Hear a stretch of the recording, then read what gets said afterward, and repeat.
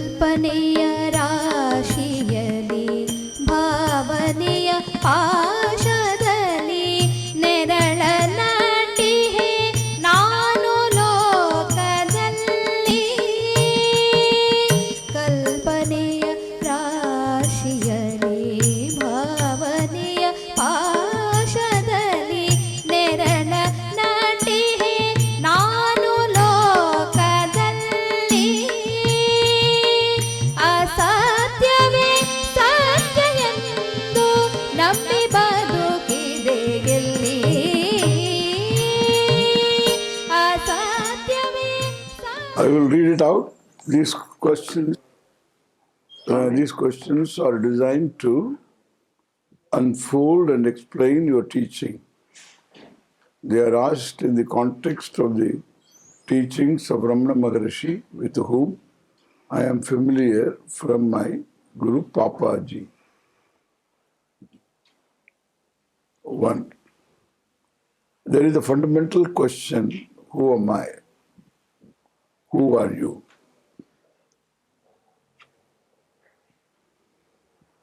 Many Western seekers come to India looking for enlightenment as if it is an experience. What is enlightenment? I will start with the first one. And is who are you? Who am I? What is the basis for this inquiry? If somebody wants to know more about oneself, psychologically, it's a valid question.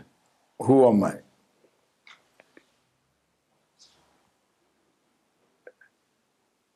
Because one has a certain experiences, childhood experiences, buried in the unconscious. One doesn't really know what they are. But one has the experience of being lonely in the midst of people. One is prone to anger, prone to varieties of emotions for which there are no real external situations. The same situation can be met with objectively. Why there is anger, certain fear, over which you have no control. If I am asked to clap, I can clap. I can clap this way. I need not clap. The freedom is with me. The action is based upon my will. I do, I need not do, I can do it differently. So that's will-based. Suppose one is asked to be angry. I ask you to be angry. You can't be. Doesn't mean that you don't get anger. You get anger, but not consciously. So that means there is a cause for anger, which lies in the unconscious. And therefore, if one wants to know about oneself more, then one can undergo psychoanalysis. Then having found out some problem being there, then one can undergo psychotherapy. What is this question, who am I? More than that, it presupposes that there is one I that we don't know. Therefore, this is called, we call it as Purushartha Nishchaya. What is it that you want? You analyze. That analysis is called Viveka. That is very important, Purushartha Viveka. Purushartha means what is really sought after by people. Everybody is a seeker. Who is not a seeker? Somebody wants money, somebody wants power, somebody wants money and power. And everybody wants different forms of pleasure, simple sensory pleasure, aesthetic pleasure. Who doesn't want? So everybody wants. So all forms of pleasure, satisfaction. If somebody wants to buy another corporation, already this fellow heads a corporation. It's not for money. It's an ego satisfaction. The fellow has got money for generations. But he needs ego satisfaction and therefore he wants to be the head of another corporation. It's an ego trip. So it comes under karma. Money comes under artha. So through artha you have satisfaction. Money is artha. Money, power, status. It's all artha. Therefore, these are the two pursuits, very common, universal.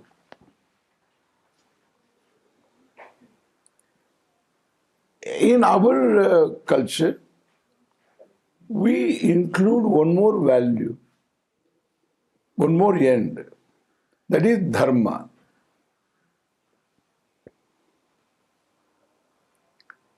So one should be able to conform to dharma. What will not hurt another person, do it. What do you expect of others? Related to you, what they should do or they should not do. They expect the same thing from you, follow that. That is dharma. Why one is not able to follow? Because of the pressure created by other pursuits like artha and kama. And therefore, one can cut corners, one can go against dharma. Therefore, we call it as a purushartha. By one's own initiative, one has to learn, grow, to conform to dharma.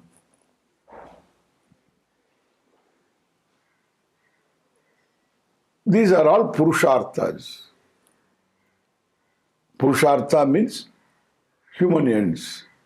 The ends that we need to accomplish, we want to accomplish. All right. Can it change the status of being a seeker? That's where the inquiry begins. That question, can it change my status of being a seeker? I have a certain self-identity. In this self-identity, my body, mind, sense complex plays a very important role. I am as good as this body is, mind is. How much I know, what skills I have. what was my past. All this constitute my individuality. This is me.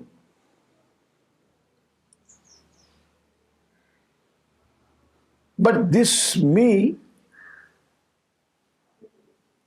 is, any which way you look at, is limited, wanting, insignificant, in fact insignificant.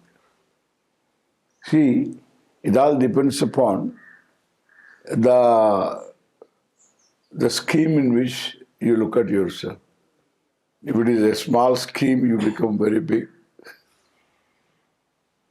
If what is taken into account, the planet Mother Earth itself becomes a pixel, not even a pixel. And there, the continent, the state, the country, the state, the county, the street, the house, the room, and the place wherein you are sitting. The Mother Earth itself cannot be indicated by a pixel. Yeah, this is what. And I'm insignificant, small. Whether it's only just you compare yourself to others, money-wise wanting, skill-wise wanting, power-wise wanting, health-wise wanting, can be better. Then there are other complexes, human being. Self-conscious, self-judging. Therefore, there are other complexes. Therefore, height complex, there is that. There's a lot of the color complex. Then there are other complexes, features. Someone doesn't like his nose, her nose. Eyebrows. There are people who specialize on eyebrows.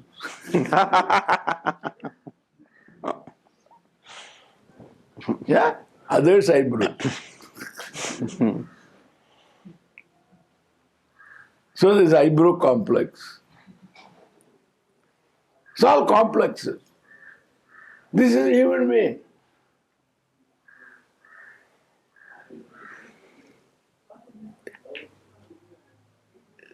Therefore, the situation is, I am wanting.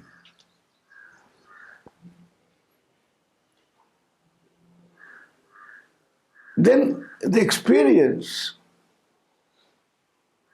is that in spite of my being a wanting person, all through lifetime, all our desires are not fulfilled. And therefore, there is no chance of taking myself to be a successful person. Because desires unfulfilled are more than desires fulfilled. Even you are a person who is globally aware. You want the people to be different. You want the governments to be different. You want the political leadership to be more enlightened. The religious leadership to be more enlightened.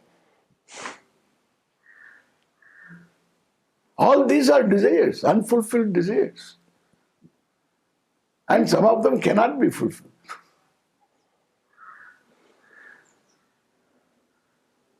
You want more equal distribution of wealth. You want fairness in exchange rates. We say global, But the currency is not global. There's no parity. The earning power and the buying power should be taken into account in fixing up the exchange rate. We want to have many currencies.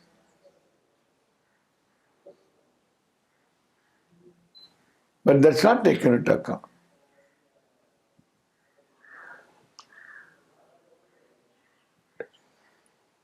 So, what you can buy here in rupees, you cannot buy the same thing in England, in Holland.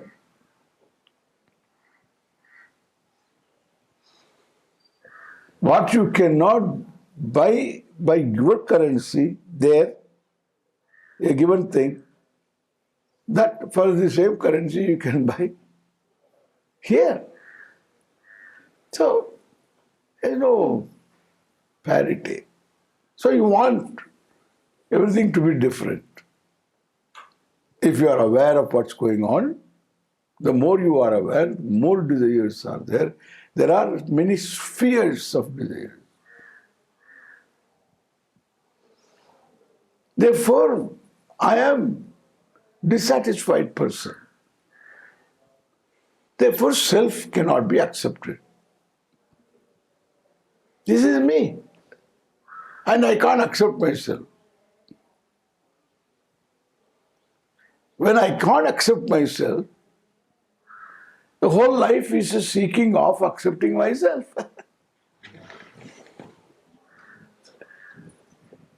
The self I am conscious of, the monkey is better off. It doesn't have a judgment. It doesn't stand in the queue for visa. I saw in Chennai, in the American consulate office, right in front, there was a very big queue. Early morning, long queue. But there was not one Indian monkey. They are happy being in India, correct?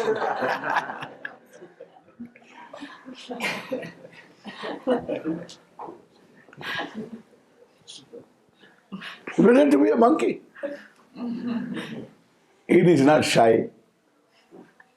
It's just, it's happy being what it is.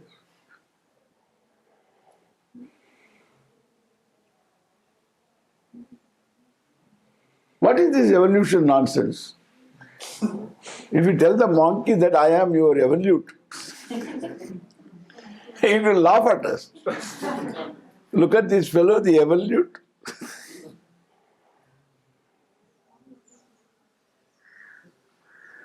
Therefore, what I say, when you are conscious of yourself, which the monkeys fortunately don't have,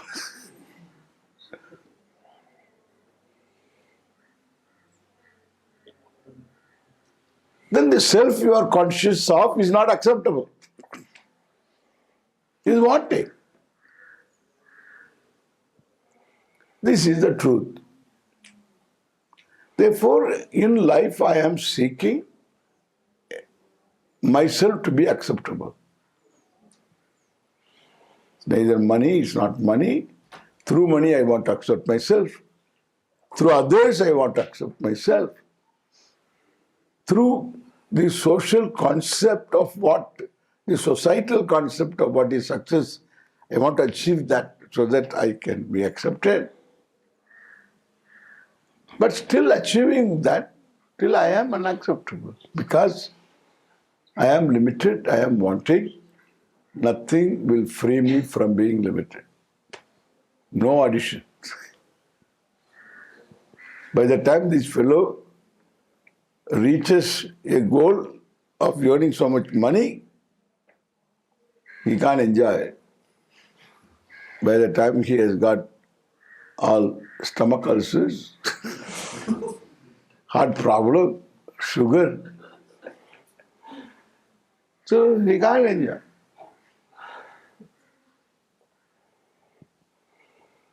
Wanting. No chance to achieve freedom from being wanted. This is the truth.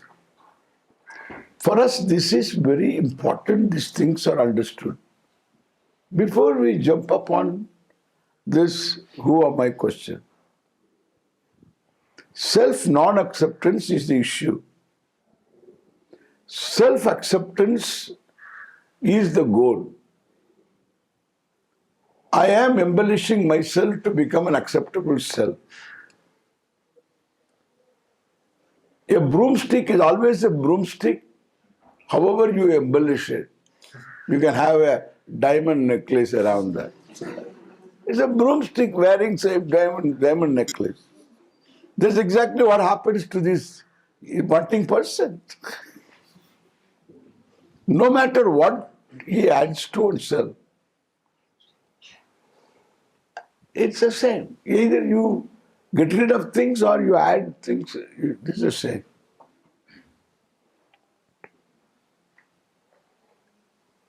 Therefore, there is no such thing as freedom.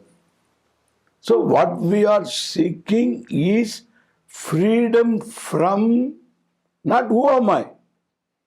That's a wrong approach. What I am seeking is freedom from being small. Moksha.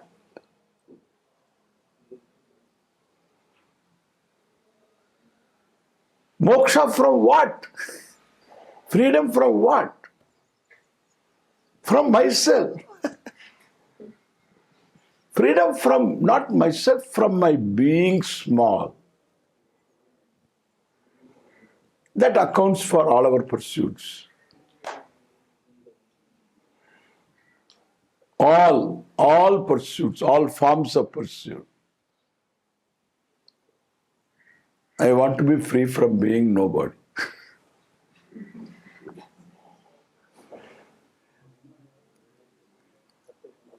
Therefore, everybody wants to be somebody. If nothing can be accomplished, so one dyes one's hair. That's all one can do. Dyes one's hair green or blue. I have seen green hair. People in New York. Yeah, one woman was wearing green hair, confusing me whether in New York, Manhattan, the trees are walking in the street.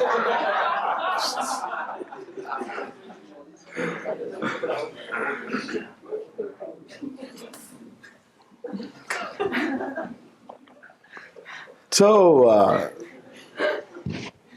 if that kind of freedom I'm seeking, this is called Purushartha Nishchaya. I want freedom from being a seeker.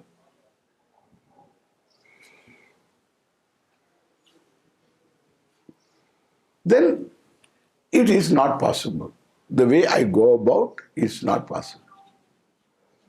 Because if we are limited being, with any addition is limited. Any subtraction is still limited. Like a finite number, you add any number, it is a finite number. You minus any number, it is still a finite number. So there is no moksha possible. That's why people promise moksha is not here, moksha is there in heaven. That is tourism.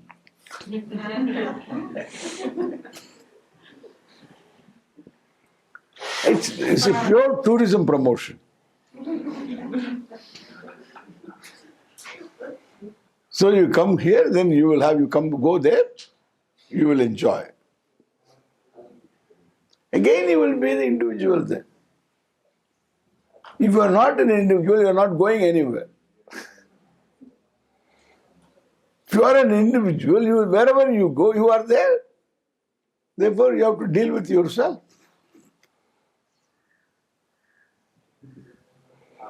The smallness will not go. Therefore, there is no moksha. There is no moksha. And all right, there is no moksha. Can I accept myself now? People say, what cannot be cured should be endured. You have to endure yourself. And we have to endure you. Both.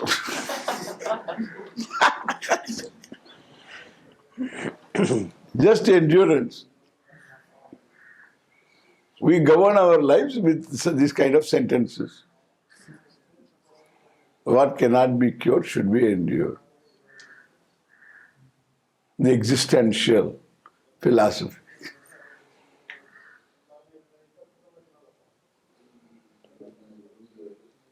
Make hay when the sun shines. Grab as much as you can.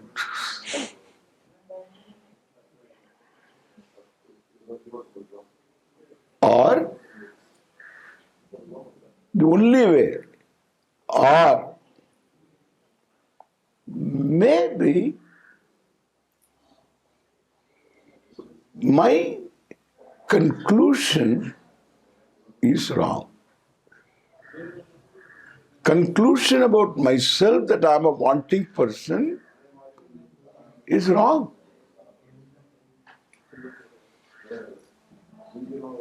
I am wanting from a standpoint.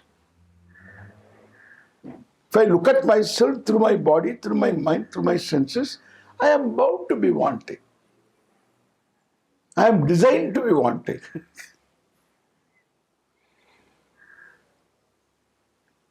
But the body doesn't have an eye sense. The mind doesn't have an eye sense. Senses don't have an eye sense. The judgment is centered on me, on I. So the source of the problem is I. The solution of the problem is I. If I am not acceptable to myself, I have to see myself acceptable. How, unless I am acceptable, I cannot accept myself? If I am wanting, I cannot accept myself. So the only solution out is maybe I am not wanting.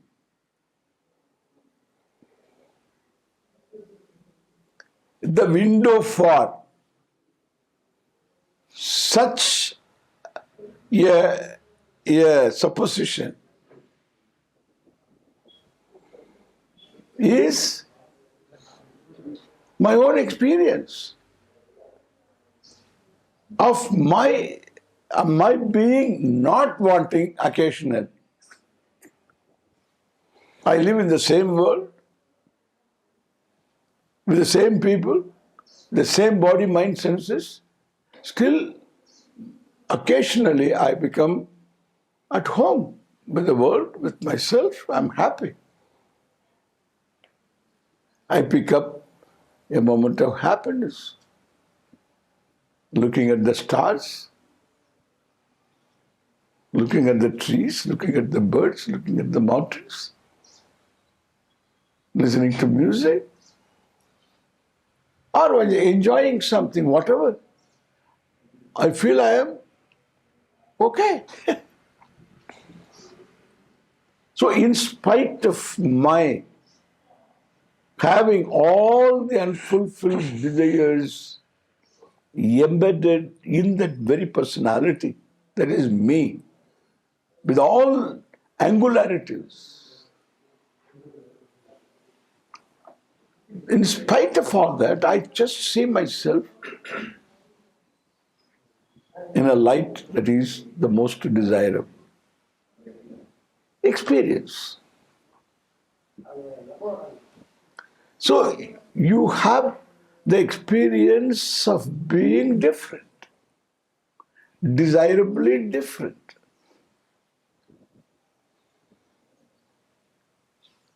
That's enough. That's a window through which I can make a supposition. Perhaps I am that one who obtains when I am happy. It's not desire fulfilling accounts for it. Sometimes you fulfill a desire, you feel so unhappy. You wish you were never born. Sometimes you are happy without fulfilling any desire.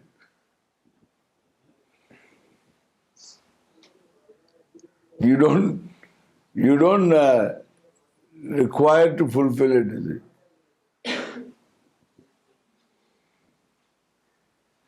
You see a comic strip, you are happy. You listen to a slapstick joke, you become happy. Slapstick means you need not think. Become happy. This woman received a bunch of flowers. And there was an envelope. And then she opened it, but the florist sent. And it is from her husband who is traveling.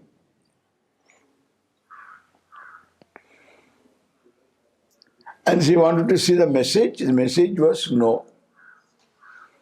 What is no? The message was no.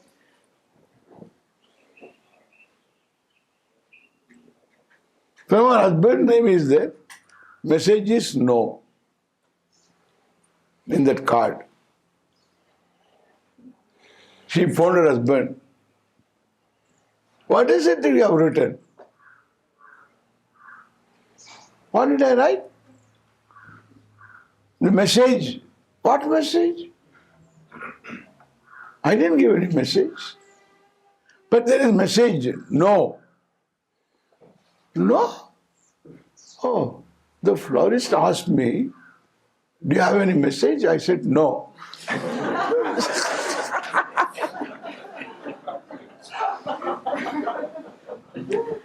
Yeah, that is the message. Is there a message? He said, no. Well, no. No is the message. You laughed. At least some of you laughed. Some of you require a little more, perhaps, to make you laugh. And I have all of them. It's easy to make anybody laugh. But then, what has happened? If you laugh, did you fulfill all your desires? A credit card is paid off. All the loan that is there on your house is all mortgage is paid off. What? All the problems are solved? No, nothing is solved. Then you can be happy. It's a great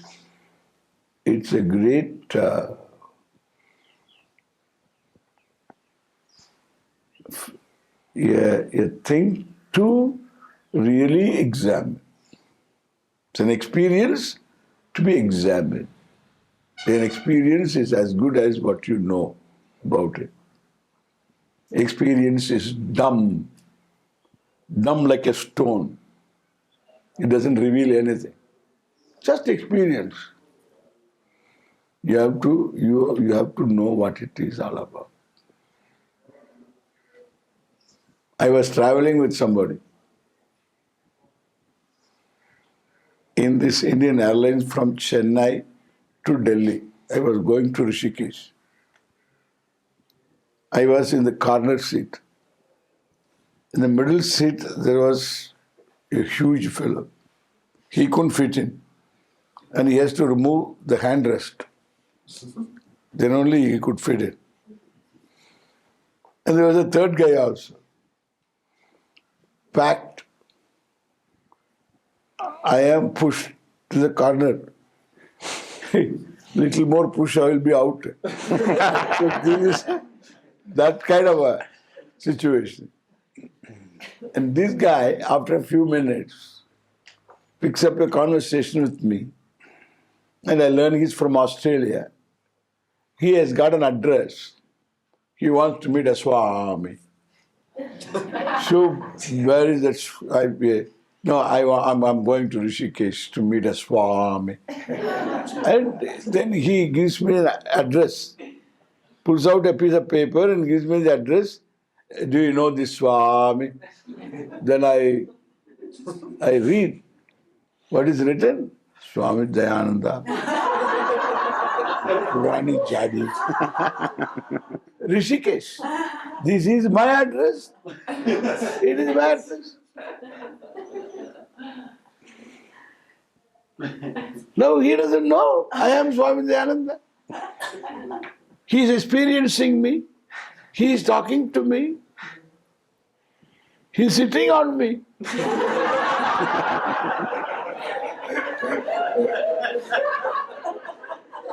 Very heavy experience for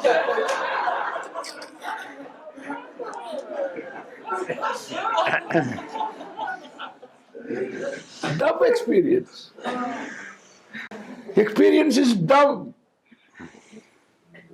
Our whole samsara is experience. We are all experience hunters.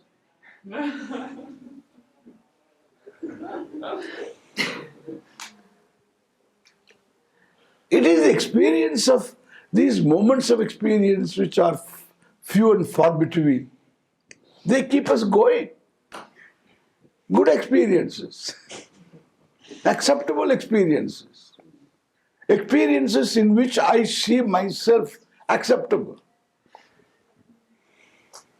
Therefore, the world is acceptable. I live in the same good old world in which I am unhappy, in which I am searching for my acceptance. So I am in the same world. I see myself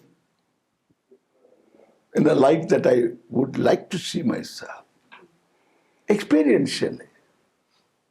Then again, I want repeat experience. I want better experience. And therefore, these fellows always will say, you will get bliss, be capital. You are on a trip. This is called spiritual trip. Realize the self. We use the word realize for realizing interest for our investment. Or mistake. Realize the mistake.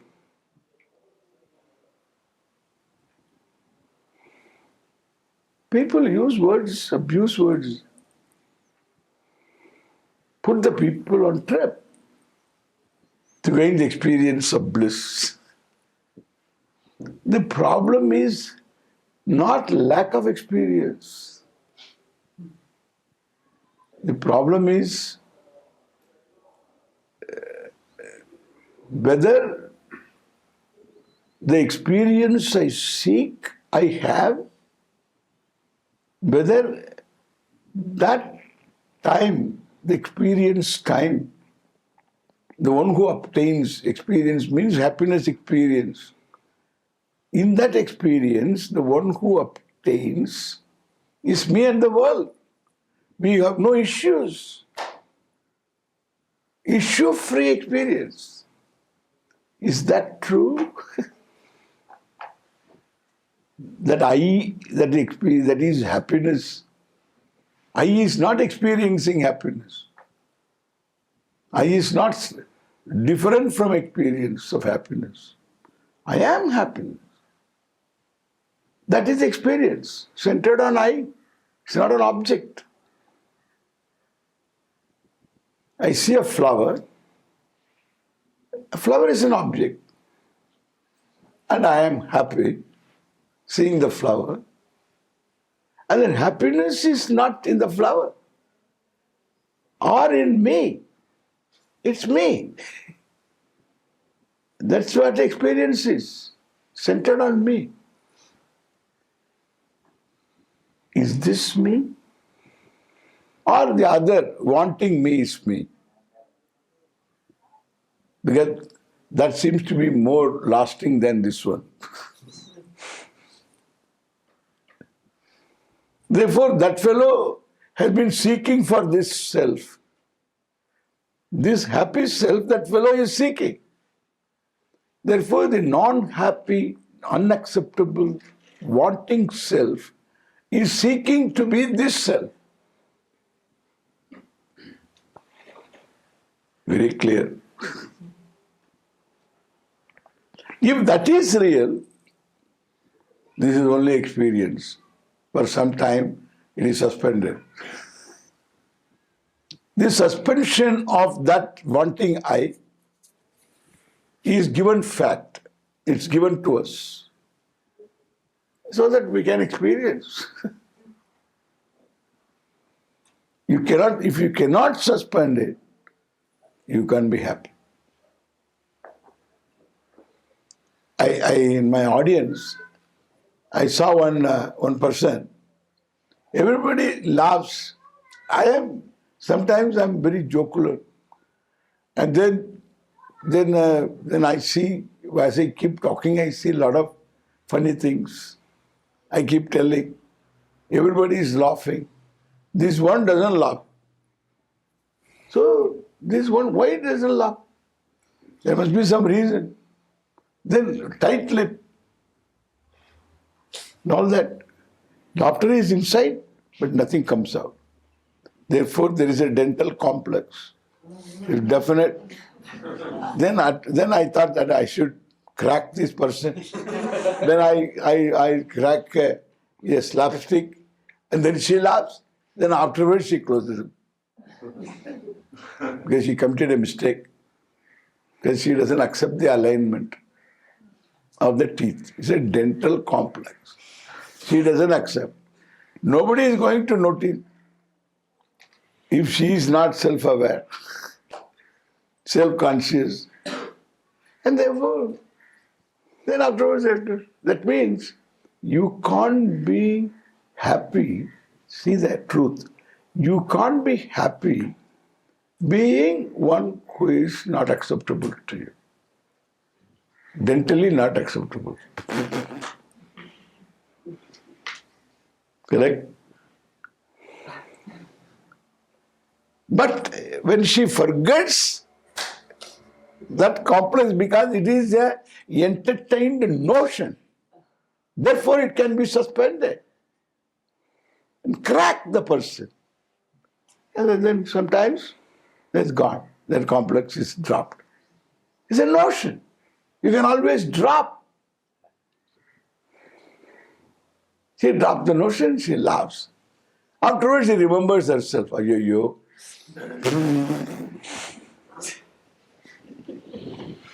Then she is self-conscious. This is our self-consciousness, okay?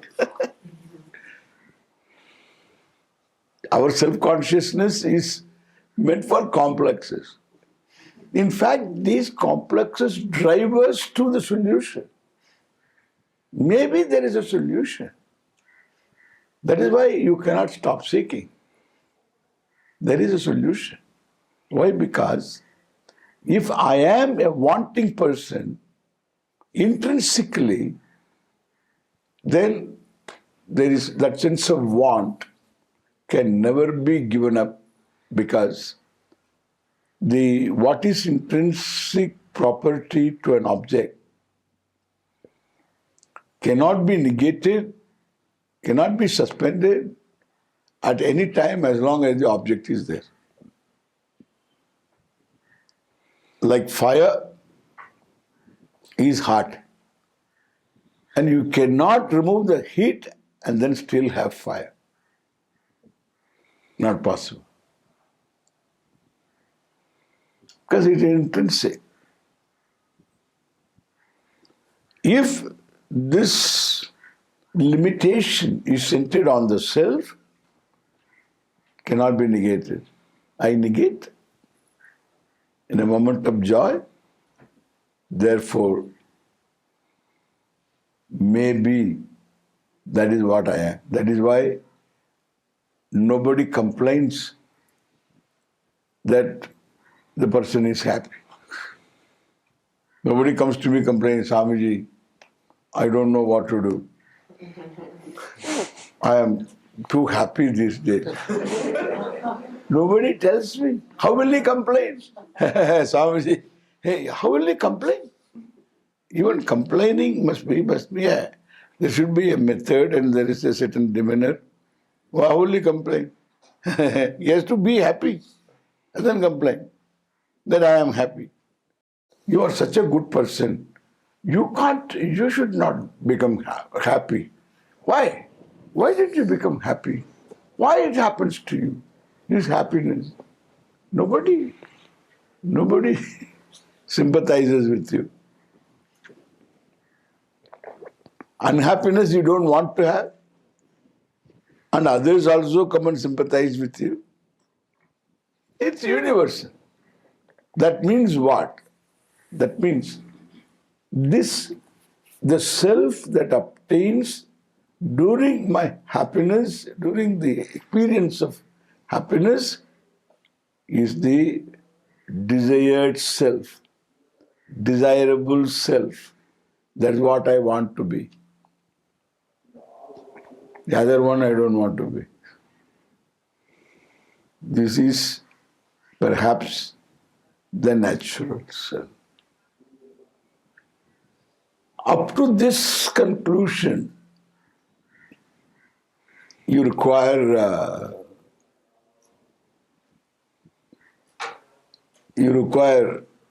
your own thinking, or you can get somebody's help in this kind of thinking, but this is born of thinking. And afterwards, that means if I am the problem, I am the solution. Then will come in your life other paperbacks available. Paperbacks, association, interest. So then perhaps this is what I am. I should know who I am. You understand now? So who I am is not my purushartha. It's not what I want. What I want is, I want to be free from being small. That means I have to be the whole. I have to be the limitless. That means there should be nothing other than me. So it's a big issue. So there you start the journey. This is what we say, Vriddha Vyavahara. The elders in the society. There are people in the society who are seeking. The paperbacks are from them. So they are seeking, they have got some knowledge, and then in India we have this seeking. Therefore there are sadhus who burn their boats and then search for this. We have a culture. In America I will be a hobo. Hobo. You have heard about hobo? No? Hobo means you have no job, you have no bank balance, you have no family, and just you travel in freight trains without ticket. A kind of hippie.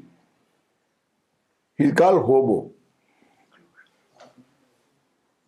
In America, suppose they ask me question, somebody asks me question, do you have a job? No. Do you have a family? No. Do you have bank balance? No. Have some inheritance or something? No. Oh, you are a hobo. Yes.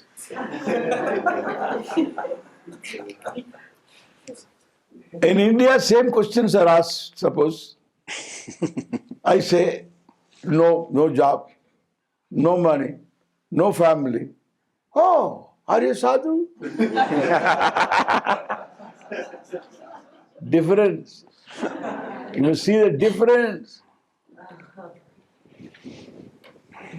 That gives rise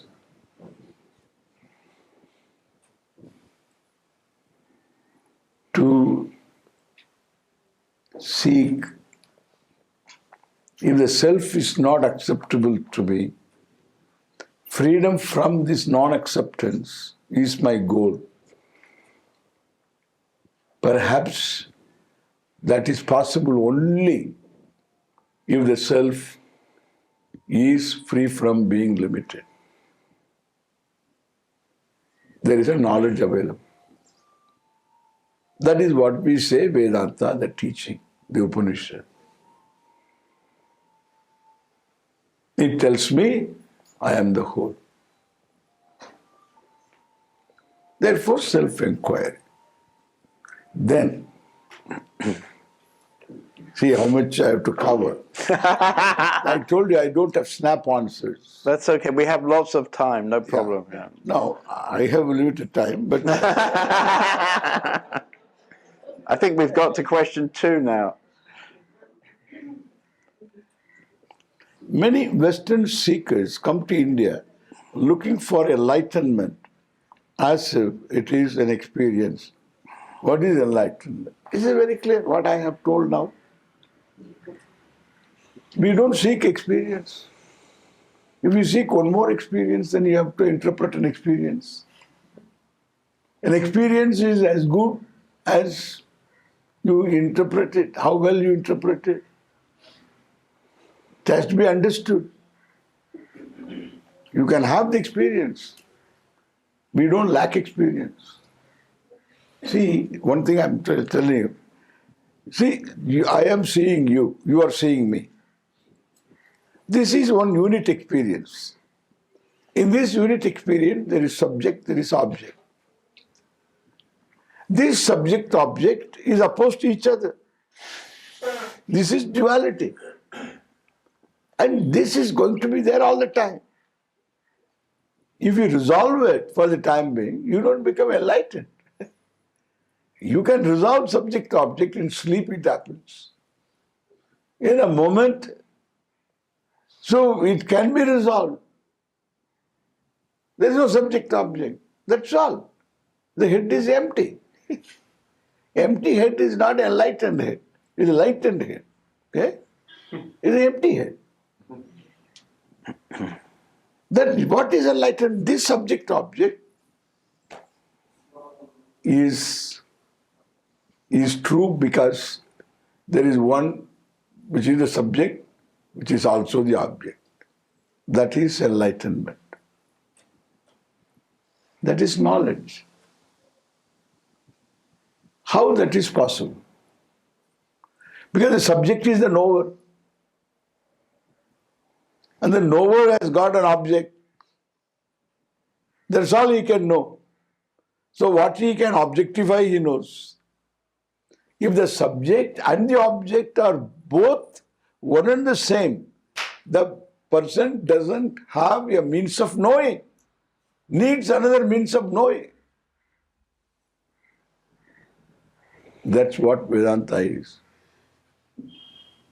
That's why I say that we need to know certain basics before we seek anything. We need to know some basics.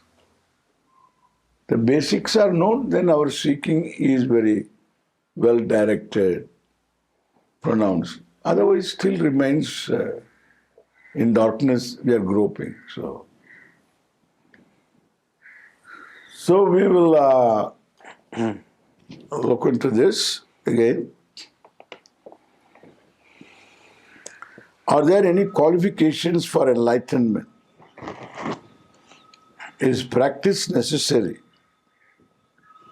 If yes, what form do you advise?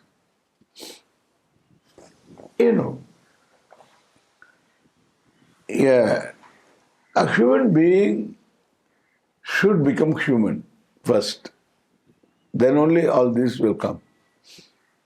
Because you have to say, I am the whole, you have to discover, you have to know. So what is the qualification? For any knowledge, you require qualification. Any knowledge, a preparedness, certain preparedness.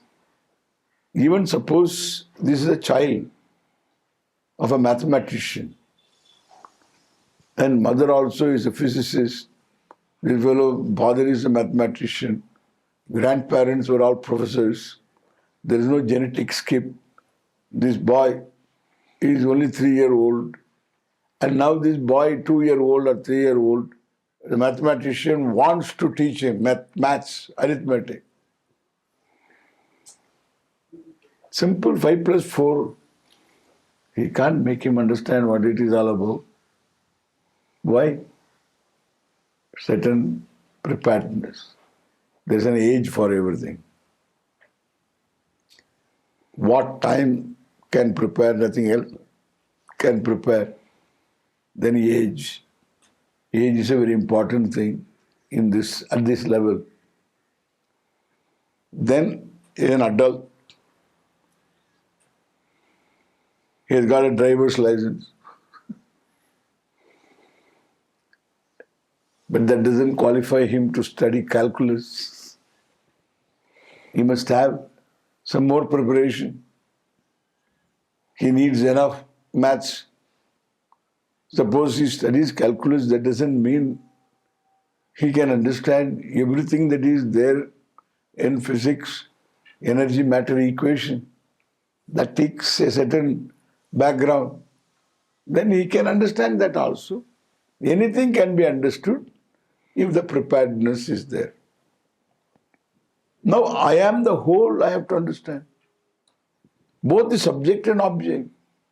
Whether the object is a micro or it is a micro object like an electron, or it is the whole universe.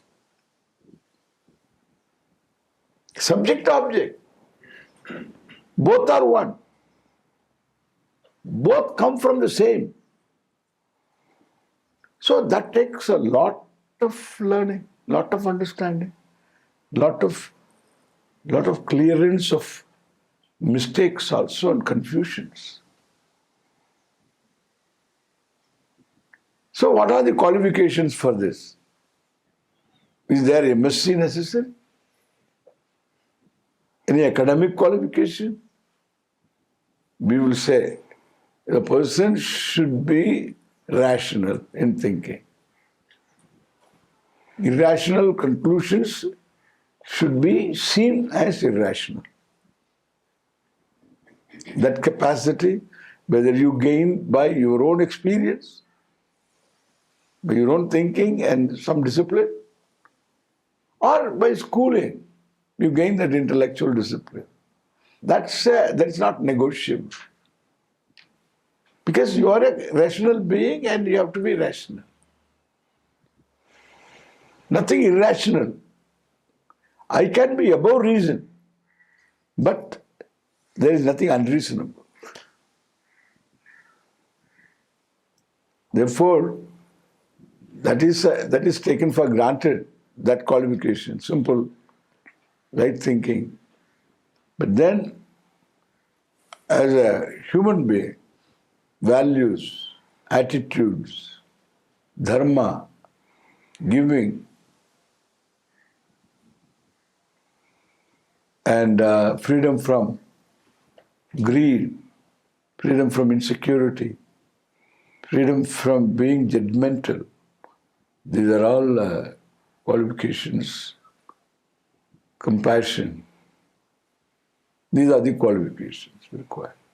That we say Viveka, Vairagya, Shama, Dhamma, Uparati, Titiksha, Shraddha, Samadhanam, Mumukshutvam, Amanitvam, Adambitvam, Ahimsa, Kshantihi, Arjavam, Acharya Upasanam, like this.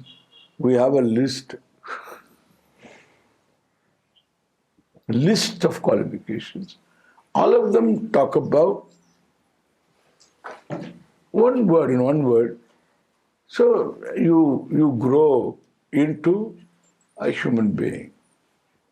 Means humaneness, consideration for others, no hurting others, compassion, giving, sharing, friendliness, being not judgmental, objective, dispassion, no exaggerated value, priority confusion is not there. So this is all qualification. It's all said in so many words. Practice is involved because sometimes to be like that you have to fake it and make it. See, if compassion is not there, you can't be compassionate. Even though compassion is not there, you can act compassionately. Love is not there, you can act lovingly. Act it out. So faking and making. You act it out as though you have love. Love will come. One fellow hated somebody. Jealous and hated. And he didn't want to have this hatred. I told him, give this fellow daily one rose. Tell him that one Swami told me that I should do this because I hate you. Tell the truth, I hate you. And the day you got promotion, I hated you more. And then I don't want this hatred. And I want to get rid of this hatred. Therefore, when I talked to Swami, Swami said, please give him a flower. Don't mistake me. And you please receive a flower for 48 days. That's a number. 48 days is a number for any particular vow. 48 days. Give daily morning you go. First you give him this way. This Swami asked me to give this and so on. So you look at this way and give. Then next day you will go look. Angle changes. Next day. And afterwards begins smile. Change. Huh? Fake it and make it. Act it out. It's practice. That's how you practice compassion, practice friendship, cultivate friendship, cultivate love, act lovingly. Caring. Caring comes by acting caringly.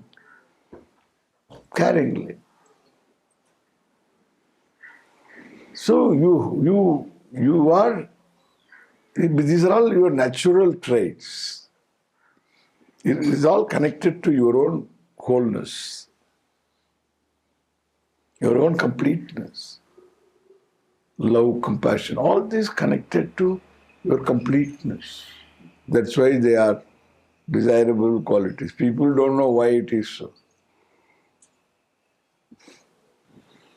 Therefore, a lot of practices.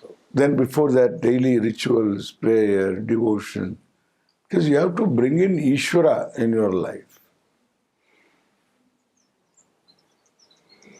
The more Ishvara means more objective you are. That's a big topic. And these are all preparation. The pursuit of knowledge goes along with this.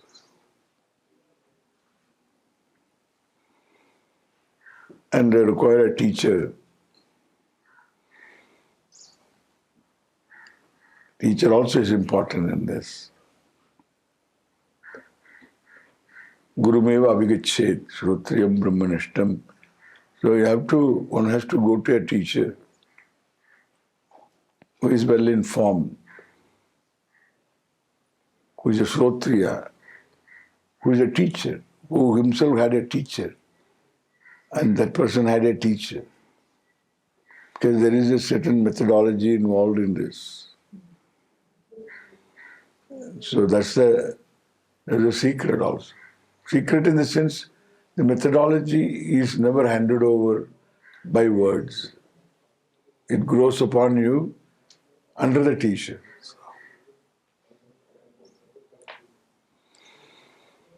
It's like Indian music also. Can never be taught writing. You can't write it out. It has to grow upon you over a period of time. The teacher teaches, but the style, the whole nuances, and all this grow upon you. Teaching methodology is very important in this, because it is already you. So the methodology is very important. Question 6 is very interesting for me, about Monanasa and the mind.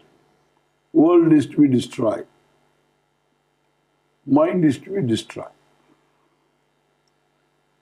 Anything to be destroyed is real. Unless the world is real, you don't need to destroy. If it is real, you cannot destroy. What is real cannot be destroyed. What cannot be destroyed is real.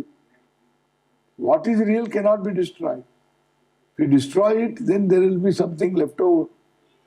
Why? Because nothing is totally destroyed. There is no question of total destruction of anything. Matter cannot be destroyed. Energy cannot be destroyed. That is all what world is. So what we can destroy? Therefore, to say that the world is to be destroyed is not totally right, but there may be some meaning in when somebody says, so we are supposed to know. Somebody says he means something. We have to understand what is that meaning. That's what I say. So there is no literal destruction. The world is, if it is real, it cannot be destroyed. If it is not real, it need not be destroyed. Right. Understand that? Yeah. Now, you say, this is a shirt. Let us read with the shirt. This is a shirt. And the shirt thinks that I am a shirt. Suppose the shirt has a human mind, self-conscious, self-judging, and it says, I am a shirt. I wish I were a kurta.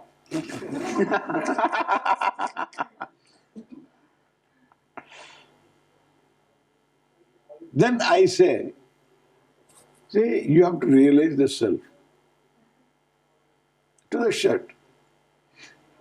And the shirt says how to realize the self. The self is told, you must destroy your mind. You must destroy the shirt and the shirt world. The world of fabrics. Then you will realize. What will you realize? The shirt, as it cannot be dismissed as non-existent. It cannot be said also it is existent. Why? Because the shirt is fabric. You can't imagine a shirt without thinking of fabric. The weight of the shirt is the weight of fabric. The quality of the shirt is the quality of the fabric. The touch of shirt is the shirt of fabric. The fabric is silken shirt. If it is cotton, cotton shirt. Where is the shirt? It is not on the fabric, not sitting on the fabric. It is not besides the fabric. It is not inside the fabric. The shirt is useful. It cannot be dismissed as non-existent. It doesn't self-exist. And its being is the fabric. Therefore, shirt is mithya. It draws its being from what is there. What is there is fabric, and it draws its being from the fabric. Fabric also is mithya. Yarn is satyam. The reality is yarn. Yarn is also mithya. The fibers are satyam. Fibers are mithya. The molecules are satyam. The molecule is mithya. Atoms are satyam. Atom is mithya. The particle is satyam. The particle is mithya. The content of the particle is satyam. Whatever it is.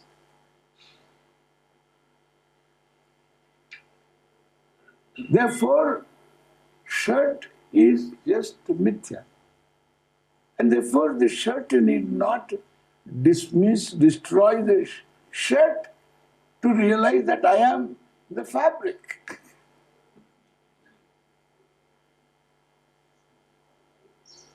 So, wrong expression of words, and it will put you on a trip. You will find the world doesn't go. Suppose I say the world is to be destroyed, you will be trying to destroy the world, and you will find you cannot destroy the world. And mind should go. Why should it go? The mind doesn't stay, it has no staying power. Mind is thoughts. If it is thoughts, a thought doesn't stay more than a moment. It's wonderful because the mind is great because it doesn't stay. You can see motion because the mind doesn't stay. Suppose the thought moves slowly. Suppose you see my hand moving, you will see my hand coming like this. Like in some animations. In India, someone made these animations of Ramayana. Rama goes to the forest.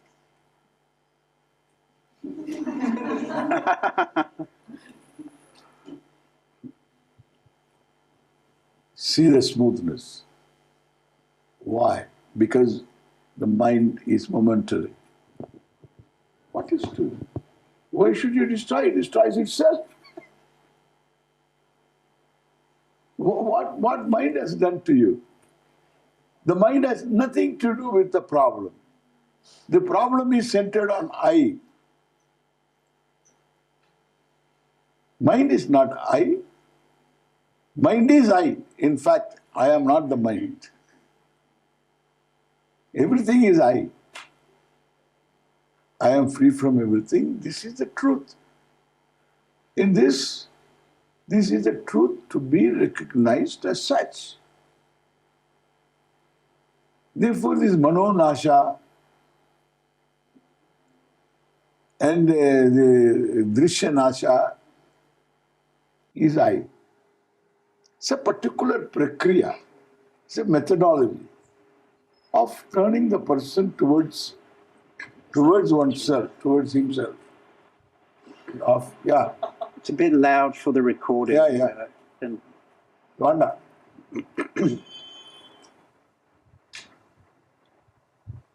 And therefore, that's only a method to turn a person to oneself, to the self. Turn one's attention to the self. So you withdraw from drishya, from the world. You withdraw. From the world of objects, you objectify. And you turn towards yourself, the self. So some kind of a prakriya, some kind of a method. And this method we use only to find a way to separate the I from drishya, from what you objectify. So what you objectify, the self is not what you objectify. So it's a methodology. It's not mind, manonasha. Mind is not an issue. Therefore, if mind has to be destroyed, then after destruction, how the person is going to talk? Swami, this is a very important point because, as you know, in the Buddhist tradition, they're all sitting looking for no mind. This is when they say no mind. So what do they mean? The thought-free mind. When they say no mind, thought-free mind, a thought-free mind is an empty mind. Not a destroyed mind. Yeah, not destroyed mind. If it is destroyed mind, you can't have a thought afterwards. They are working for a no thought means they are finished. Whole life is gone. Because there will be thought always. Only in sleep there is no thought. No particular thought. In dream there is thought. In waking there will be thought. When you look out there is thought. When you close your eyes there is thought. When you can stop thinking. Why should you stop thinking? Problem is wrong thinking. No thinking doesn't solve the problem. Wrong thinking solves the problem. A fellow commits a mistake in simple arithmetic. And then the teacher says, it is your mind. Therefore, he wants to have no mind so that he will have arithmetic knowledge. Wrong thinking is the problem. The whole thing is that there is a problem, is the problem. We are solving a problem that doesn't exist. If it exists, you can't solve it. If it doesn't exist, then you should see that there doesn't exist. I am not a problem.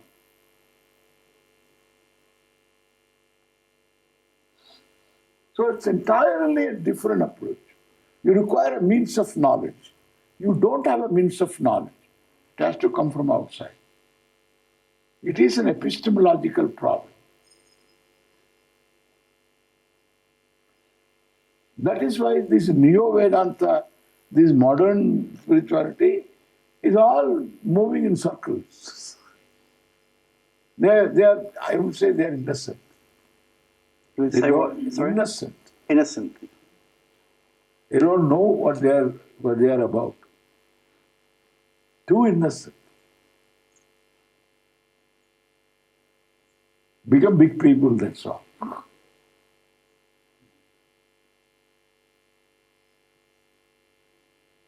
Just words.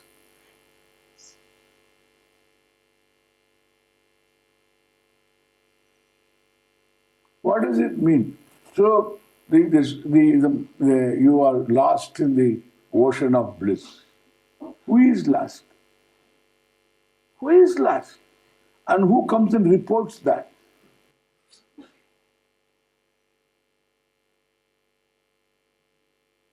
They give an example.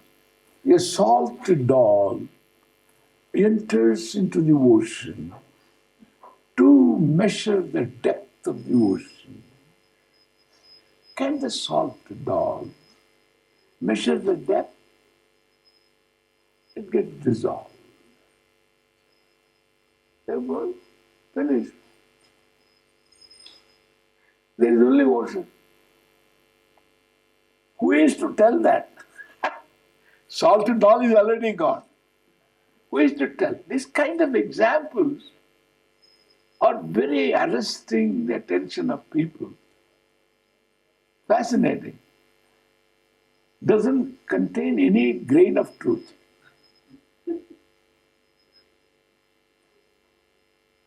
I'm a self-evident being. You see me because you have your eyes. Otherwise, there is no way of my being here known to you. You have to use your eyes. You have to use your ears. You are behind the eyes and ears. The mind and you. You are behind the eyes and ears. And your eyes and ears are the means of knowing. Therefore, Swami is. Anything is arrived at like that. And then what do you see? Whether it is the Swami Dayananda, it has to be verified. Because there is one look-alike. He is not Dayananda, he is Ishwarananda. Some people mistake me for Ishwarananda. Some people mistake him for Dayananda. We meet now and then exchange our namaskars.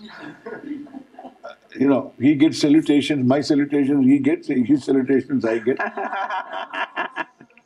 I tell him I have got 7 of them. And he has to give me 700 at least.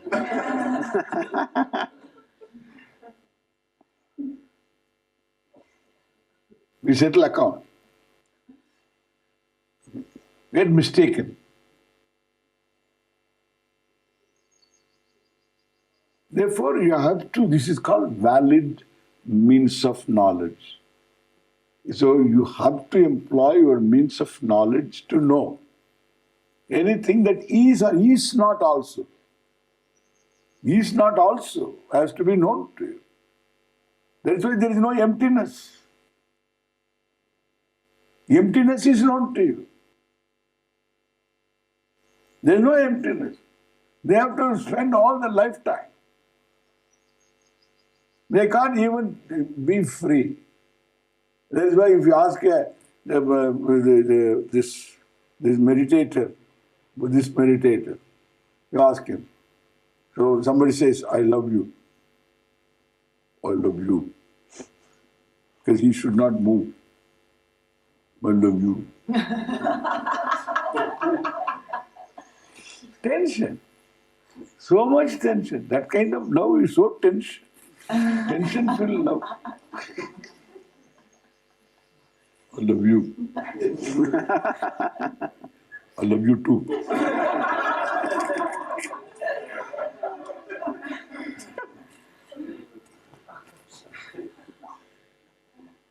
Vipassana meditation. You look at your mind, look at your nose.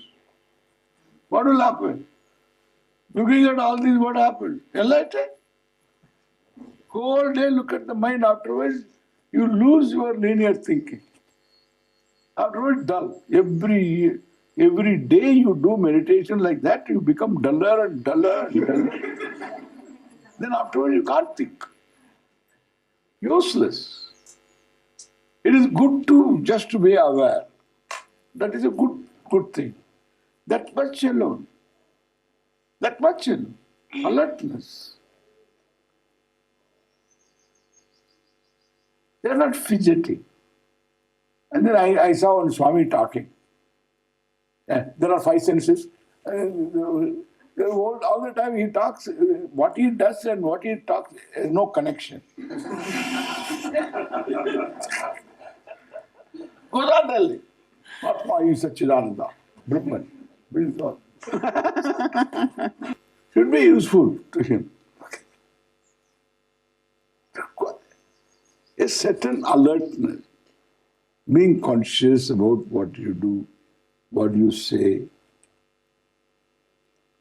We emphasize on cheshta, your cheshta, yukta cheshta. Anything that you do, consciously you do. Especially walk. Whatever you talk, make sure you have a topic to talk, number 1.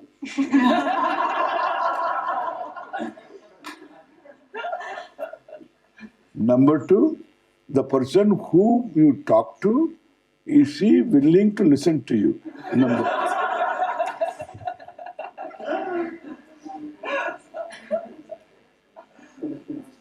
Thirdly, you and your pressure. Your pressure to talk. something. That is third. You come third. That is how Sanskrit is. Prathama Purushaha. The translation is first person. But Prathama Purusha is third person, the topic. The topic is Prathama Purusha.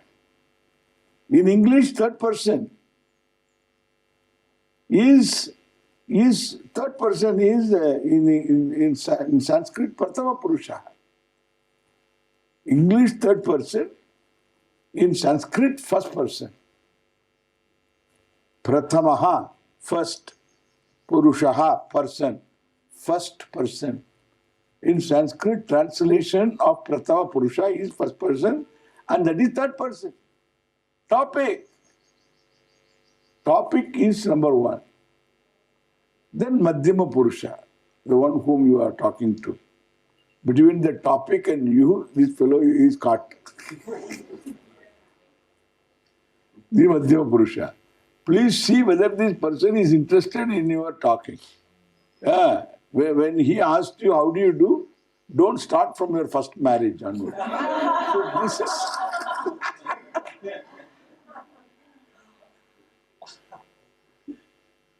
Just a question. How do you do? I'm going to meet you. How do you do? You have to say, how do you do, and go.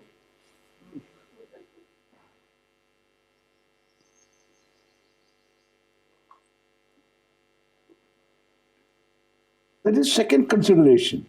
First consideration, whether you have a topic worthwhile. The second consideration, whether the person is interested in listening to you. And third consideration, of course, is yourself. You have got a topic and then you have a pressure to talk also. That is Antima Purusha. Uttama Purusha means Antima Purusha. Last, the last person. First person topic, second person the listener, the third person is the talker. Sanskrit. Because they want you to have a discipline over talking. So loose talking is not allowed. So this is all called Yukta Cheshtaha. Yuktahara Viharasya Yukta Cheshtasya Karmasu Yukta Swapnava Bodhasya Yogo Bhavati Dukkaha. This knowledge is possible, the knowledge that removes dukkha, this sadness, pain, the seeking, centered on oneself. Dukkhaha yogaha bhavati. That yoga of knowledge will take place. For whom? Yuktahara viharasya. The one whose food intake is moderate, the one who is very conscious about all activities,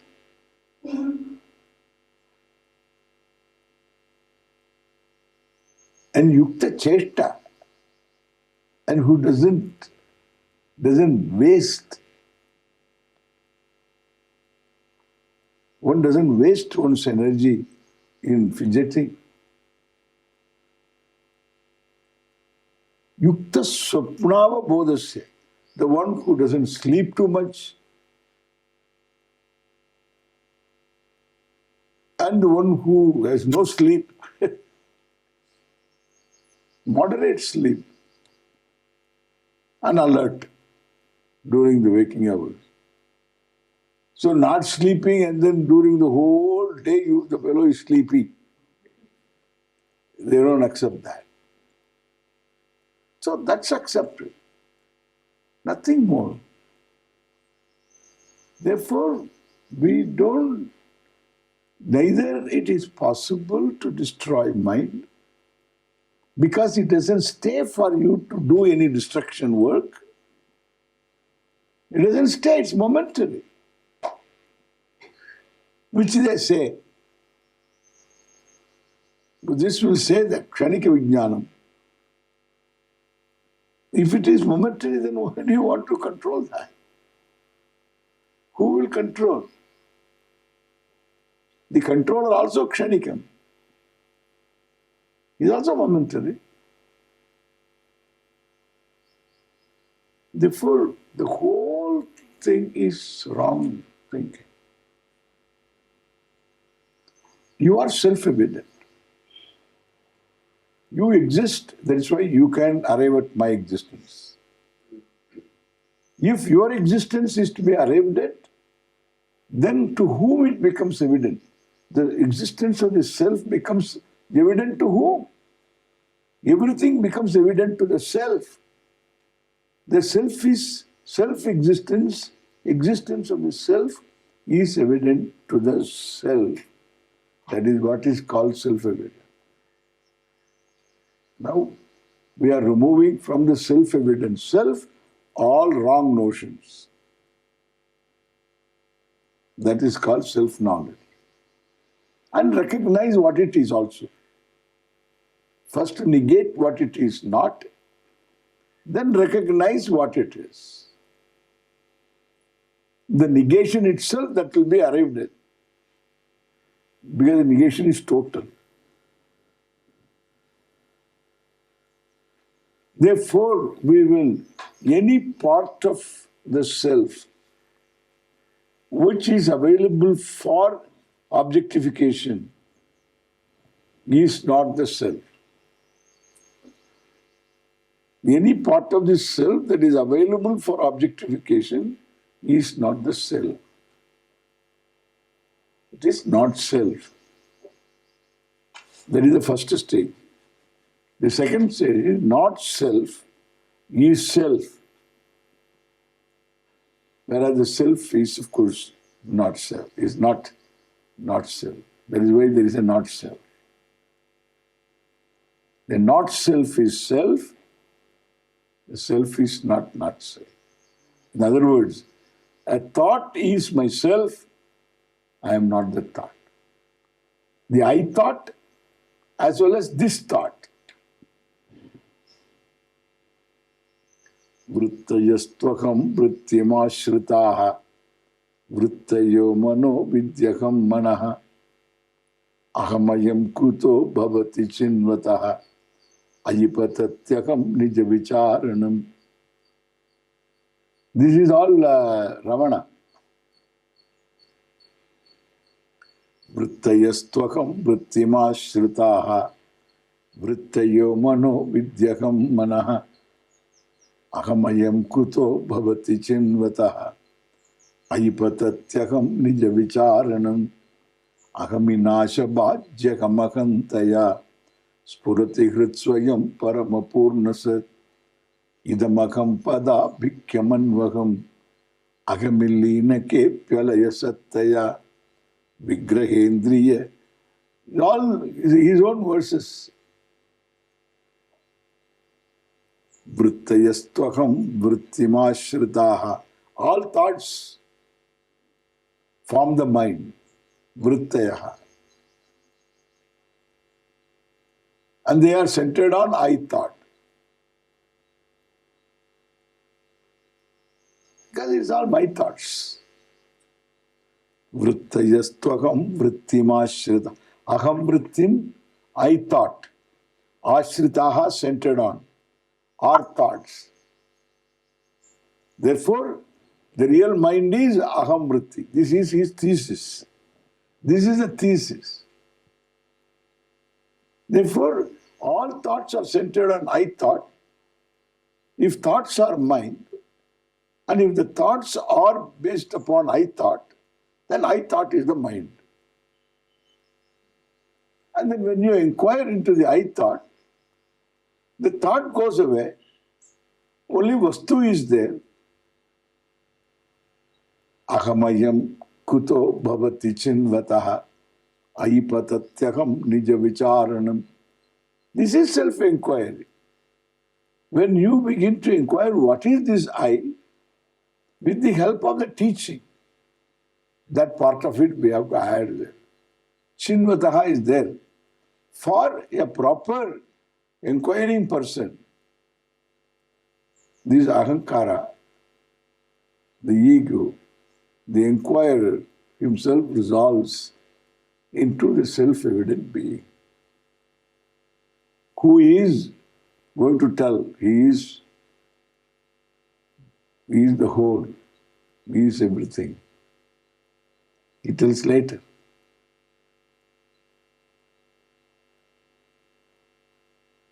Ahaminasha bhajyagamahantaya paramapurna sat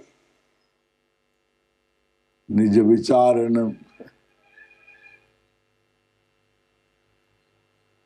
This is if you analyze, if you inquire what exactly is this aham, you discover this ahamkara, the knower, is himself is mithya, is dependent upon known as well as knower, both depend upon one whole purna, one whole sat which self exists. That is called whole. Both subject and object are one and the same truth. That is the whole. Whole means don't look around. Whatever you see in front and then yourself, both are whole. The hearer and heard, the seer and seen, whole. That is why any small thing can also make you happy. You see some microbes through the microscope, and this fellow is doing research, and he was expecting some microbes there. See the microbes ecstatic. Ah! Ah! Hey! Oh! All called microbe ananda.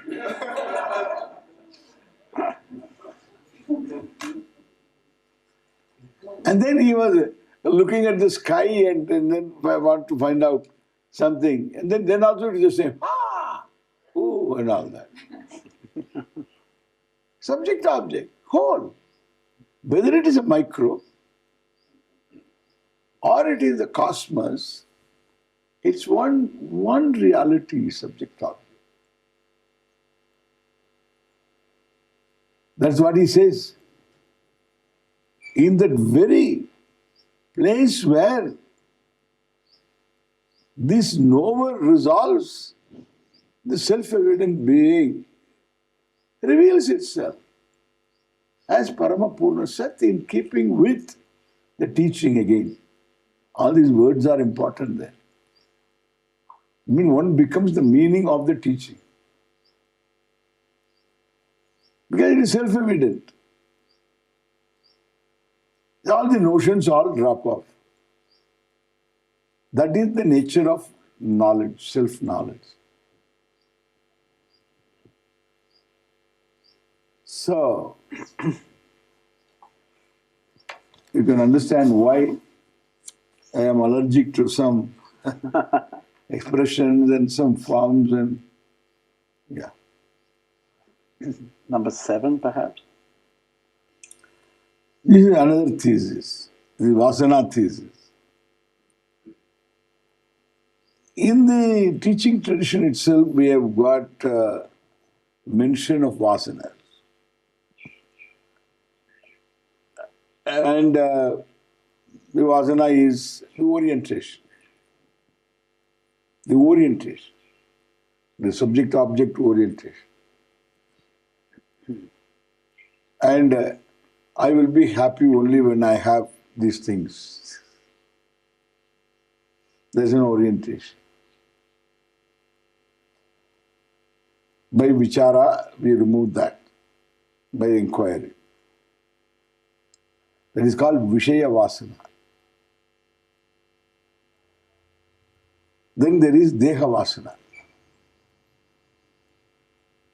I am the body Vasana. Because you are born with that. It will be there always. Body I am. I am not the body. That has to be cultivated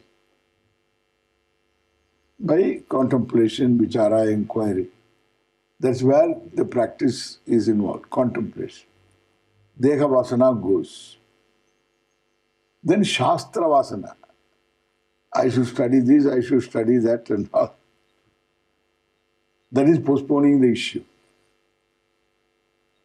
And these are the three vasanas we talk about. Any other vasana they talk about, that is all wrong. Our problem is mistake, not vasana. Self-centered mistake. It's a correction of error. What is it we are working for? We have to know. That is why Vedanta, traditional Vedanta, is different from all these new approaches. Traditional Vedanta is absolutely cognitive because you are the whole. You will never become the whole. You don't lack experience of the whole. Whatever you experience is the whole. There is no such thing, wholeness will appear. There is no popping up whole. If one has a traditional teacher, the Upanishad says, Acharyavan Purusho Veda. The one who has got a traditional teacher knows what it is all about. It's 100% sure. Huh? Acharyavan Purusha Veda. Veda means knows. And therefore, the question of permanent and all that doesn't come. Because it's you. Not subject to time. You didn't gain anything. You only dropped the notions. It's already you. If it is a gain, it can be lost.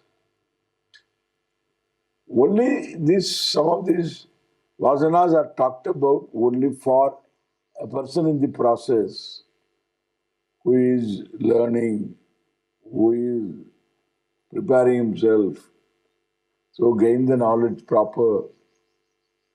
Therefore, these vasanas are talked about threefold vasanas. Object vasana, the body, mind, sense complex vasana. I am only this much vasana. And then Shastra vasana. I have to study this, study that vasana. You have to study only one thing, and that is all about you. And that is not study, that is employing a means of knowledge. Go to a teacher. When you study Upanishad, you are studying yourself. It's a mirror, word mirror.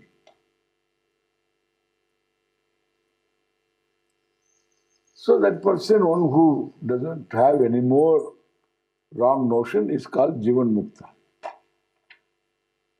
Living is free. So living implies body, mind, sense, complex. That means thinking, hunger, thirst, normal life. Yeah.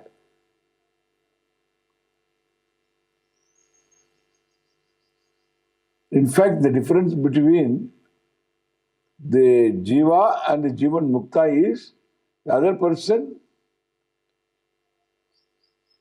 normally abnormal.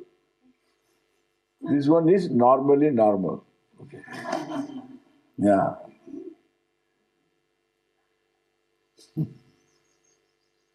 That is the only difference. Normally abnormal means everybody else is confused, therefore is okay.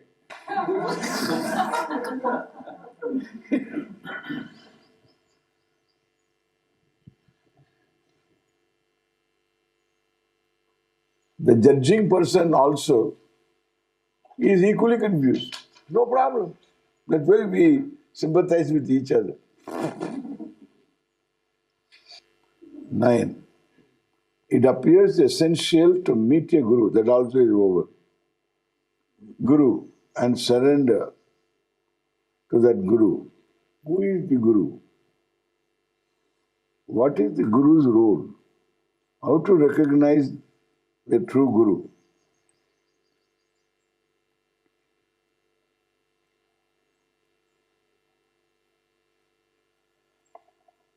This is what I just now I'm telling. Guru is the teacher. The Mahavakya Upadesha Karta Guruhu. The one who teaches the Mahavakya, the equation, you are the whole, you are Ishvara.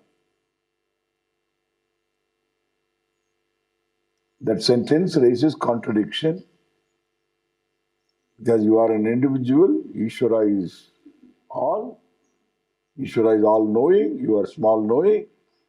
How I can be Ishvara? This contradiction is raised and then resolved.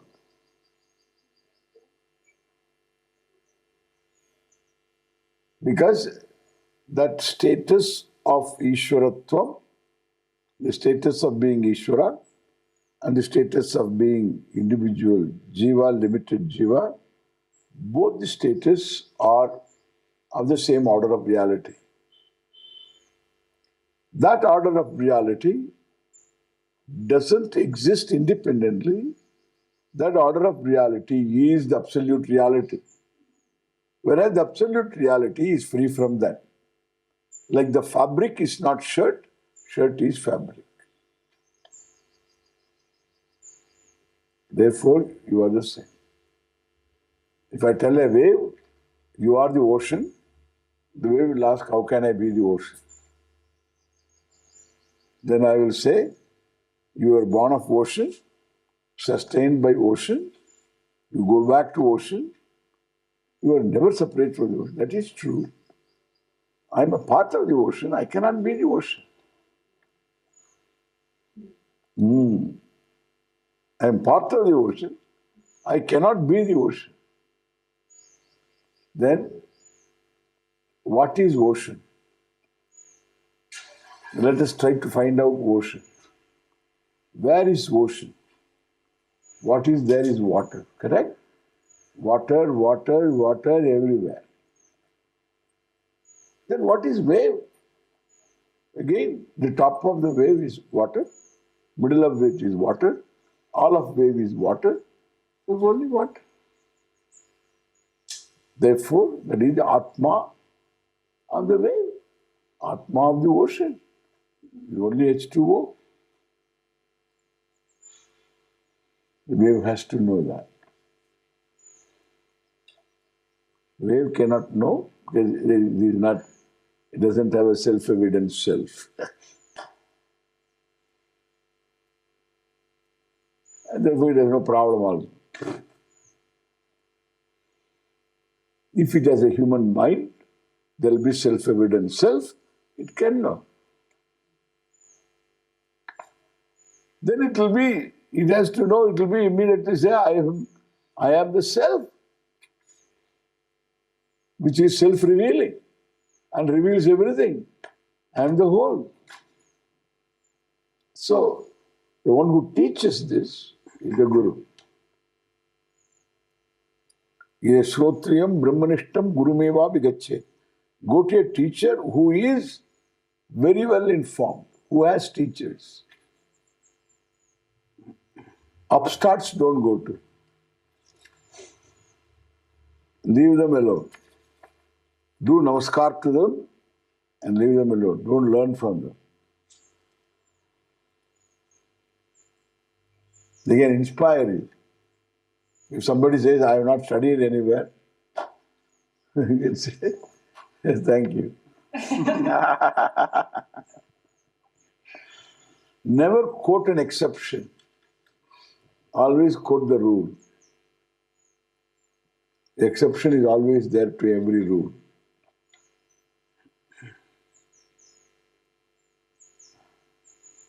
There must be some reasons and all that. We can explain all that. So, can he make you see? Then he is a teacher. Therefore, you should first check up with the people whether the person is very well informed traditional teacher who knows the methodology of teaching that can be verified, then afterwards exposure. In the exposure, they will discover. So the lineage is important. Yeah, that's why there is always a lineage. It's very important. They will ask, you are the disciple of whom? Not all the time you have one teacher, you have sometimes many teachers. So we tell all of them. Yeah.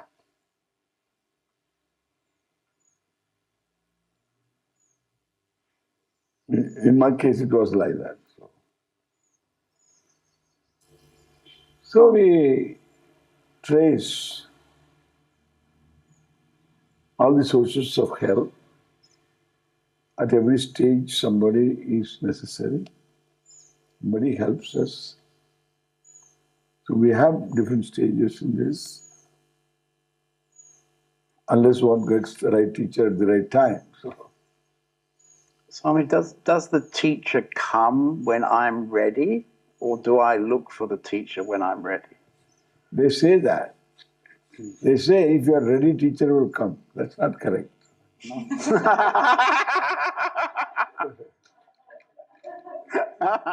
Yeah. If you are ready, you will spot the right teacher. You won't get carried away. If one is half-baked, then he easily gets carried away. You go by the length of beard.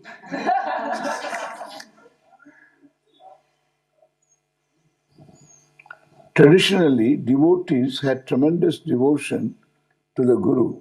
Please say something about devotion in the pursuit of awakening. It's the word devotion is, I don't know what the meaning is. It's a very funny word. But it's a trust in the capacity of the teacher to make me see. That trust. Because the teaching is a means of knowing. As one teaches, one has to recognize. Because I am talking of a thing that is there already. I'm not talking of an object beyond me and or within me. It's me. And therefore, I can expect from the teaching immediate knowledge. And therefore, as I use my eyes, I have to use the teaching. Pramana. It's a means of knowing. Suppose I say, look at this banana. Look at this banana. Yeah. The green banana.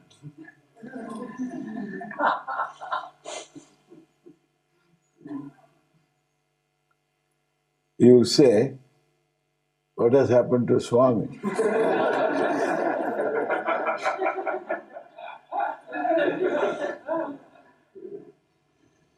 Suppose you wish the Swami was right. Because you want the Swami to be right. You have not come here to prove me wrong, I assume.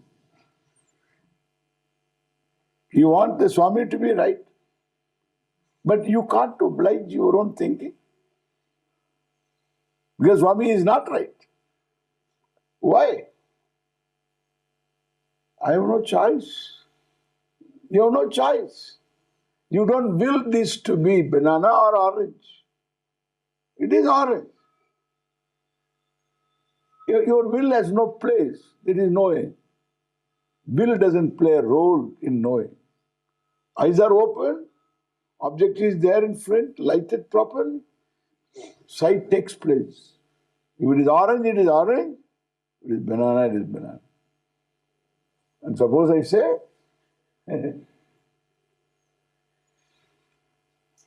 look at the bunch of oranges. For a change, okay? For a change.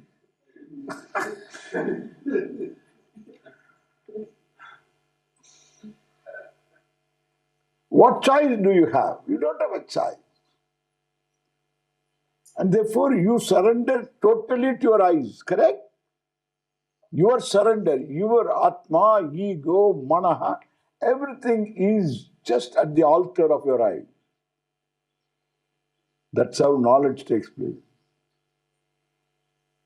The teacher is like that. While teaching takes place, there is no teacher or teaching, only teaching is there. Teacher goes, only the topic, and you see the topic. While teaching takes place, and the topic is you. This is what we say surrender. It's not authority. Surrender to an authority. That's a problem also.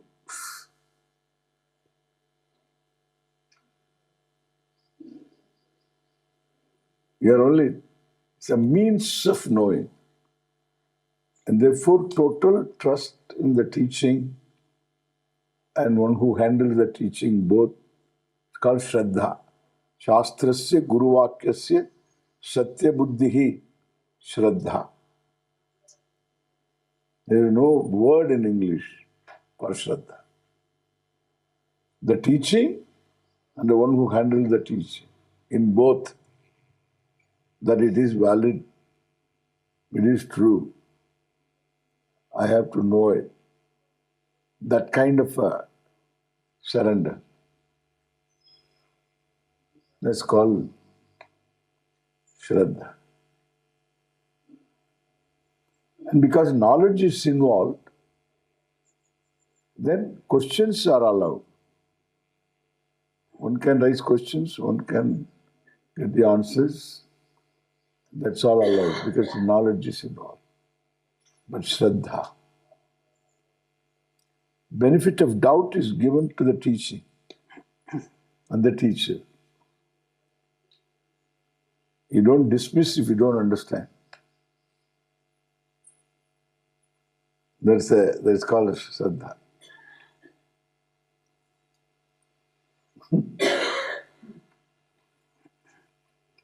Seekers often have curious ideas about the enlightened state.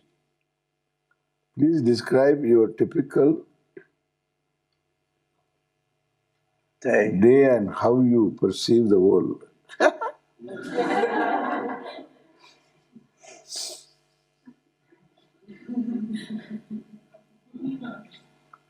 Suppose I see you from the beginning of you, then if the evolution is true, then I should see all the people as monkeys, correct? What is it? I just see you as you are. What is, you see. No projected values, no judgment, no projected values. That is what is truth. What the truth is, these are all people, and you take them as they are. At this moment, no judgment, non-judgmental, and objective, totally objective. They have a certain reality, and the reality is evident, self-evident. Therefore, there is no real contention. There is only subject-object as though subject-object. It's all as though. In a three-dimensional film, you wear goggles and go and sit there. Three-dimensional movie. Have you seen that? Somebody, it starts with a brawl in the bar. Somebody throws an orange and somebody throws the soda bottle. It comes directly to you. You have gone there with a bag of popcorn on your lap and you have gone there for an because you duck into your popcorn. And then you remember it is theatre.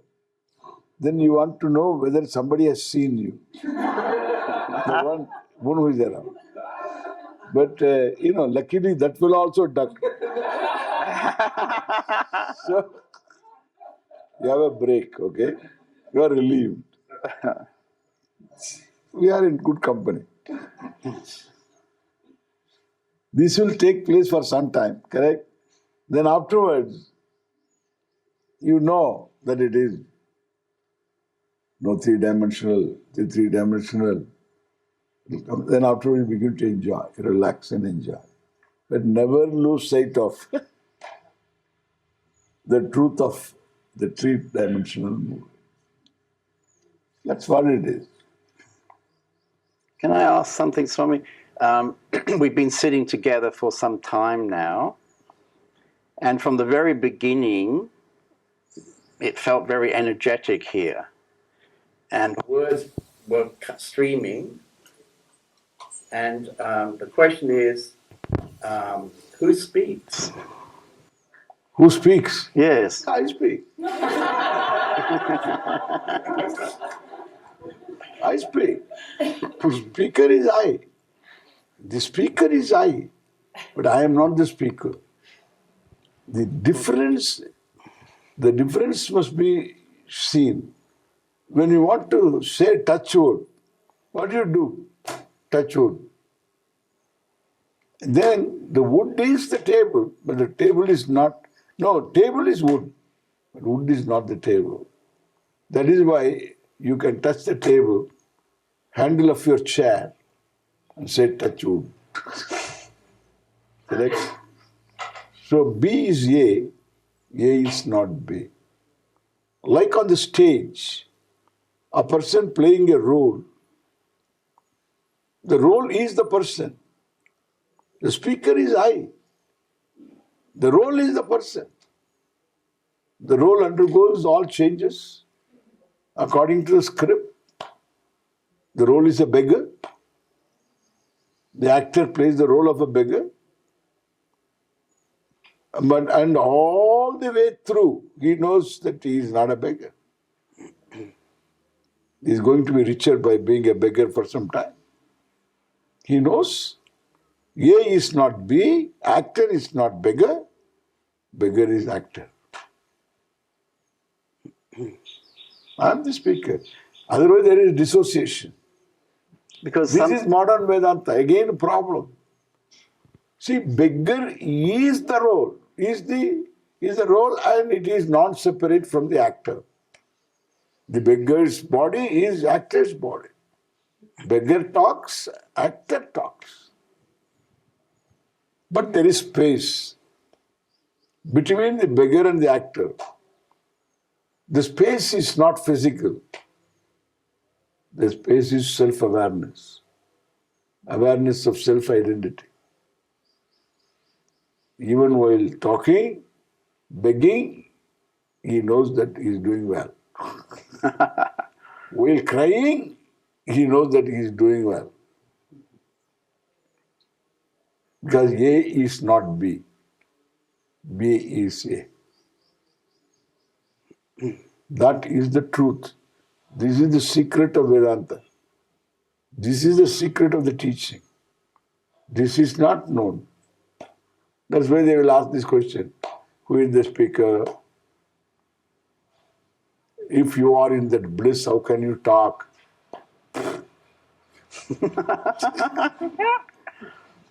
All bunker. All these are foolishness. sometimes it's said that the enlightened sage is like a radio, you know, that the words are coming from beyond. Directly. Yeah, that is true. That is true. Why not? The only topic. There is only topic. Yeah. You deal with the topic. Can say that, but still there is language. Cannot come because there is language involved. There are anecdotes. All these come from his own individual knowledge. Buddhi comes from Buddhi. Only thing we can say that, you see, if one doesn't know oneself, then B is A is B. Therefore, there will be agenda. Here there is no agenda. B is A is not B. That awareness makes the whole thing free. Yeah. Yeah, during this last Yeah. hours, it's like talking to nobody. Yeah. Nobody's talking. Yeah. Talking to nobody. That's not true. It's not true. I'm talking to you. I'm talking to all the people. Yeah, nobody talking means I will be in mental hospital.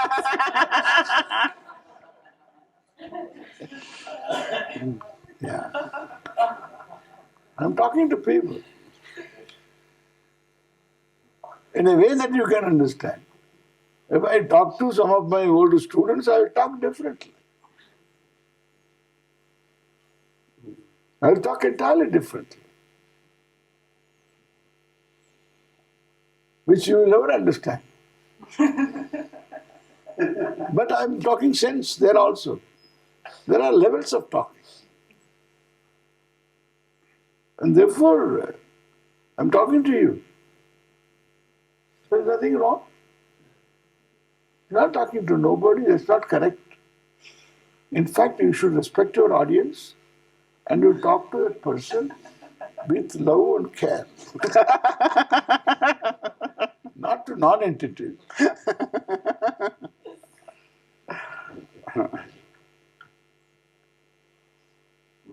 So, Only one question left now. you have given a profound discourse on awakening.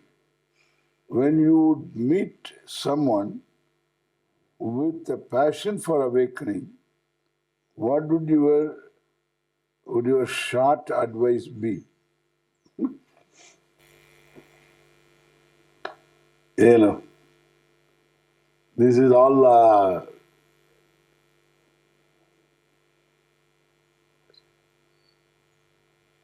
being alive to what is. What is. What is truth. Even what you see is also truth. What is what you see, what you know. That's called what is. It's all truth. What is truth. In this, what is the truth? And what is it that draws its peculiar existence from the truth? So this is the whole awakening. So awakening is not anything special. It's not that sitting under a tree awakening takes place. Sitting under a tree awakening is, after some time you will get a drop on your head. That is awakening. So then the best awakening is, enlightenment is, sitting under, don't sit under a tree. Because there are birds sitting above. Therefore you will have heavenly drops, which are not very good. So that is the enlightenment. Never sit under a tree.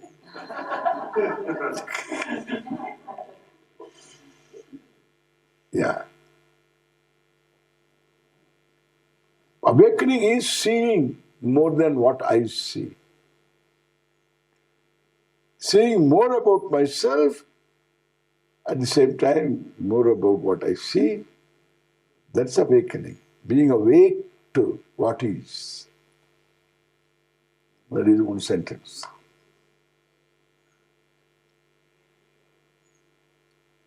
Have a good lunch.